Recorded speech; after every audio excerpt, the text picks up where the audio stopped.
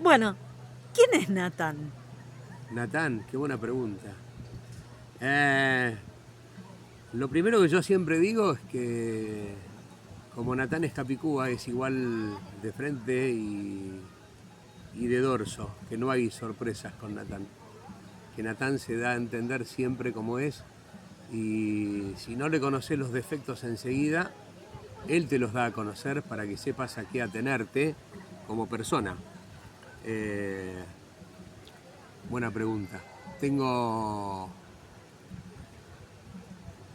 62 años, mucho camino recorrido.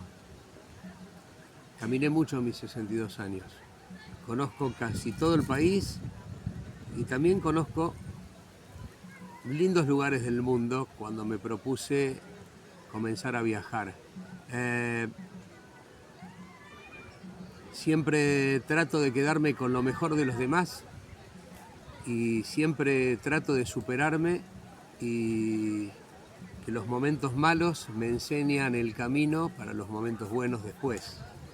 Eh, y muchas veces tengo la manía de sentir mucho, de ser muy expresivo y de trasladar y transferir mis sentimientos a letras. En forma inesperada, con el paso del tiempo, cada vez son más letras. Más letras, más textos, más relatos, que creo que me sitúo muy cómodo en el relato, mucho más cómodo que en la poesía, por ejemplo. ¿Cuándo Pero supiste que querías escribir? con las primeras letras, con la composición tema La Vaca la primera vez, o La ciudad y el campo, que me encantaba escribir sobre la ciudad y el campo, y amaba las letras y aborrecía los números, por ejemplo. Y sí, aborrezco los números, me dan de comer, pero no me gustan los números, me gustan las letras, porque los números son exactos y no me gustan las cosas exactas, me gustan las cosas dinámicas, las cosas que crecen, las cosas que enamoran, por ejemplo, las cosas que respiran, y los números no tienen vida. Le dan ¿Cómo, vida a la gente, pero no tienen vida. cómo es un hombre que escribe y expresa sus sentimientos? Para mí es muy fácil, para otros quizá no. Para mí es escribir con un valor agregado, sabiendo que transmito sentimientos en el momento de escribir. Y eso me ha pasado sin proponérmelo. Transmitir sentimientos en el momento de escribir. O sea, contando historias, muchas historias mías, muchas historias de mi familia, y siempre son historias de amor. Me sale en forma automática. Así no quiero escribir una historia de amor, termino escribiendo una historia de amor. Es un vicio, como el rock and roll, un vicio. ¿Y cómo se fusiona el escritor con el comunicador en la radio? Es lo mismo, es lo Ujú. mismo. La palabra oral o la palabra escrita. Muchas veces se me ha dado de crear un texto o un monólogo para la radio, o al revés, que de un monólogo de la radio después lo voy recordando y voy armando un texto, una opinión, como contar la historia de el juego con los conitos de hilo en el taller de mi papá, jugar a que era locutor, y era un juego, eh, como comenzar a escribir también fue un juego, comenzó como un juego. También hay que ser honesto, como un arma de seducción. A las chicas, a las pibas de la escuela les gustaba que yo escriba, porque era distinto a lo que hacían los otros chicos. Viste que le levantaban la pollera y salían corriendo. Yo no necesitaba hacer eso, yo me quedaba. Escribía una poesía y la escondía en el guardapolvo de alguna niña, o se lo daba a la maestra. Después lo llamaban a papá y papá por ahí estaba enojado y la directora lo incentivaba a decirle de que era un don muy lindo que tenía su hijo Natán. El hecho de escribir, el hecho de contar historias, el hecho de relatar historias. ¿Es una forma de vida ya? Es una forma de vida ya natural, Fluye. fluye. Fluye, no me propongo a veces escribir y escribo. ¿Qué te dio y qué te quitó la escritura? Me dio muchas satisfacciones, muchos nuevos amigos, inesperados, elogios hermosos, comparaciones y elogios hermosos.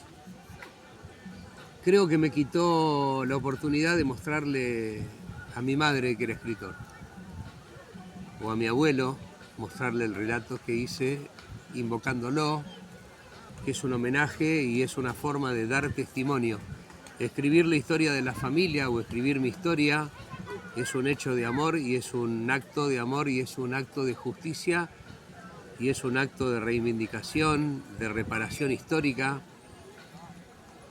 ¿Cuántos nombres se le puede dar? Pero dar testimonio, ser testigo de algo que no viví, como la vida de mi abuelo, del cual llevo su nombre. Por eso llevo su nombre, porque no lo llegué a conocer. Y escribir un relato hablando de mi abuelo sin haberlo conocido, en un juego temporal, fue muy lindo y fue una necesidad. En algunos casos se han dado historias que escribí obligado, como aquellos duendes del alma, era un agradecimiento al pueblo, a la gente que me ayudó, era un agradecimiento. Me sentí obligado, me obligaron a escribirlo. Mis amigos me decían, si es tanto lo que tenés para contar, para relatar de esos hechos, lo que tenés que hacer es escribirlo, y así empezó. Mi primer libro, que en realidad sería el segundo, es mi primer libro. Fue un desafío muy grande, un derrotero, fue una tribulación, fue recorrer un camino de desarraigo, de desamor, de destierro, de dolor, recorrerlo nuevamente, pero con el pecho inflado, de orgullo de haberlo superado y de que fue un momento bisagra en mi vida, fue un momento muy importante. Yo cambió mucho mi vida y cambié mucho la forma de ser y la forma de pensar las cosas desde el momento en el cual mi propia vida me puso contra las sogas, tal cual como yo lo escribo en la confesión de parte. Confesión de parte, confesiones del autor. Mi vida me puso contra las sogas, yo me puse contra las sogas. Y fue un momento de mucho aprendizaje. Igual todos los días se aprende. Y el escritor siempre tiene que tener la inquietud de buscar en cada detalle, en cada momento, un motivo para seguir escribiendo. Y a veces parece que no hay más motivos y los motivos sobran.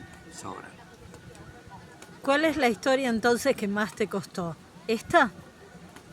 ¿La del pueblo? Aquellos duendes del alma es la historia que más me costó escribir, porque era una confesión de parte.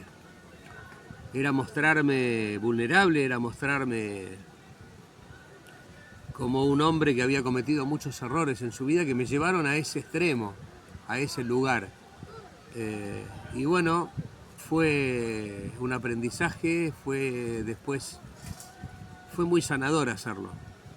Yo estoy orgulloso de mi primer libro, de los personajes reales que fueron mis amigos, mis hermanos. La vida me puso contra las sogas y fue un momento